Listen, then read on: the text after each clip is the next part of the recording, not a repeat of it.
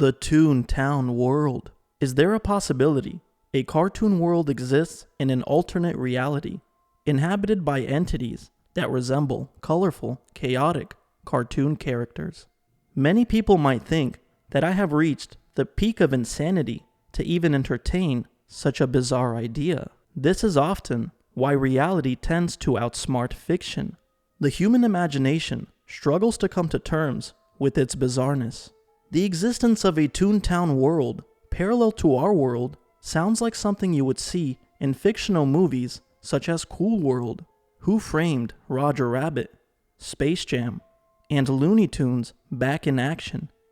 In the movie Cool World, Frank Harris goes through a bizarre accident and is transported into the cartoon realm of Cool World.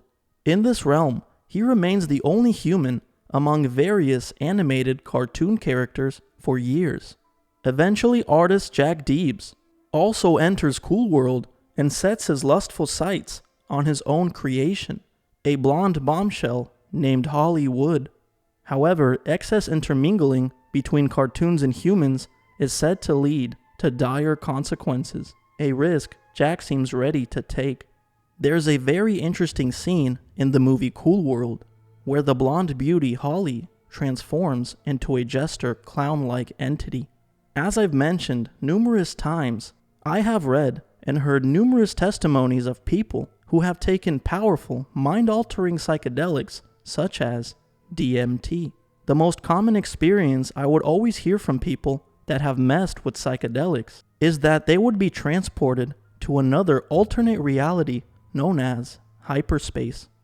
When these people entered into hyperspace, they would encounter jesters or clown-like beings in chaotic scenarios.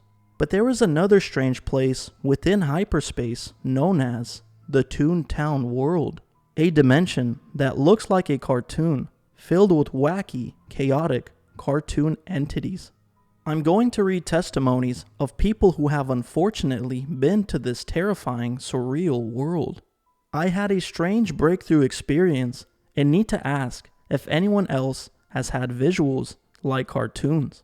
I am an experienced user and thought I had seen all the things DMT had to offer, but this time was different. I went up to 30 milligrams, and on the third hit, I held it as long as I could. I laid back, closed my eyes, and was flying down a multicolored tunnel with what looked like a genie or something in the distance, and he's anticipating my arrival, it seems. As I finally let out my hit, the visuals become extremely vivid and very speedy. Sometimes speediness has to do with how long you hold your breath, but this seemed different. The visuals became very jumpy and looked like something out of a Ren and Stimpy cartoon or like 90s edgy cartoon stuff. I grew up in the 90s. Childhood household memories were playing out in air-bridged, weird-looking ways, some pleasant, some not. After a few minutes of this, I opened my eyes and turned my head, and with open eyes, I was surrounded by these weird cartoon creatures of different shapes and voices. One of them was this insectoid robot thing, but acted like a friendly dog wanting attention. There were these flaming ghosts that were quickly darting and popping up randomly. One of them sang a song to me, and it sounded like a song Danny Elfman, Oingo Boingo, The Simpsons theme, and lots of Tim Burton movies would write. I had very limited contact with any familiar visuals or telepathic entities. Normally, my breakthroughs are very beautiful, vast sometimes, overwhelming, weird, with Mayan or Hindu imagery. Anyone else had visuals that aren't typical? I tried DMT for first time. I went to the Simpsons house. I had my first actual DMT trip for the first time ever last week. I took 2 large hits of DMT and had my first actual DMT trip. The best way I can describe it was that I was in a cartoon, more specifically, the Simpsons house. The couch I was sitting on was pink, and the front door looked as if someone had drawn it. The lighting was also very cartoon looking. Everything was made up of much more simple shapes. I was really not expecting such heavy visuals.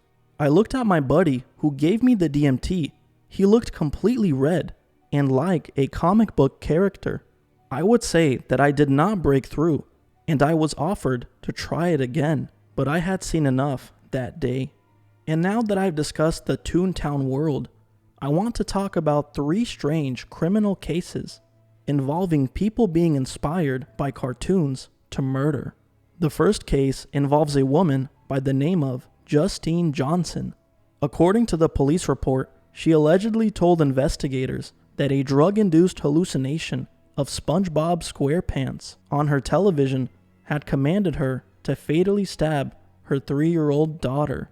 She claimed that the voices from the TV threatened to kill her unless she hurt her daughter. A CPS official told police that Johnson claimed she was going through heroin withdrawal and used cocaine the day she allegedly killed her daughter, who had turned 3 years old 2 days before she was murdered.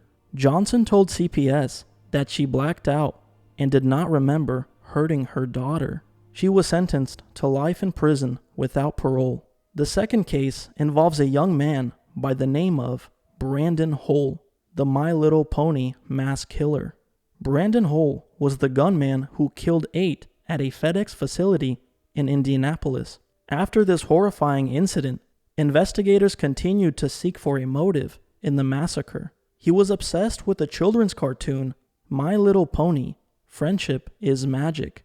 Brandon Hole's bizarre final Facebook post offered little insight on what drove him to the shooting. I hope that I can be with Applejack in the afterlife. My life has no meaning without her, wrote Hole on Facebook less than an hour before the massacre. And the final and most shocking case is Randy Stair, the Danny Phantom killer. Randy Stair, also known as Andrew Blaze, was a troubled YouTuber who believed he was going to cross over into the cartoon world after he died. Randy Stair was a troubled man who found himself obsessed and identifying with a cartoon character by the name of Ember McLean from the Nickelodeon show Danny Phantom. Ember was an unpopular high school kid with dreams of becoming a rock star. Randy Stair also had his difficulties in high school and was working toward his own YouTube career. In the years leading up to the massacre, Stair had become fixated by a Nickelodeon cartoon character called Ember, who he would regularly post videos about, calling her his queen. He even created an animated short series called Ember's Ghost Squad. On June 7th, 2017, 24-year-old Randy Stair went to work at Wise Markets in Eaton Township, Pennsylvania. He worked the late night shift and it was almost closing time, around 11 p.m. He carried a duffel bag with him and wasted no time putting his plan into action. He went to the back of the store and blocked out the emergency exit before returning to his duties. He then proceeded to kill 3 of his co-workers and then himself. Very strange and sad stories.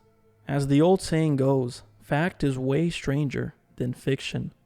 I hope many of you will take this video as a warning to not mess with the devil's devices, such as mind-altering substances, astral projection, and witchcraft. Messing with these things can open you up to their world and can cause you to lose your mind and your soul.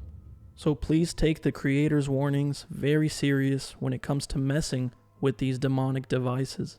Thank you guys so much for watching. I hope you truly enjoyed this. If you would like to support this channel, I do have a Patreon. I've also written a book. The link for both of those is in my bio. Please like, share, and comment your honest thoughts. Till next time.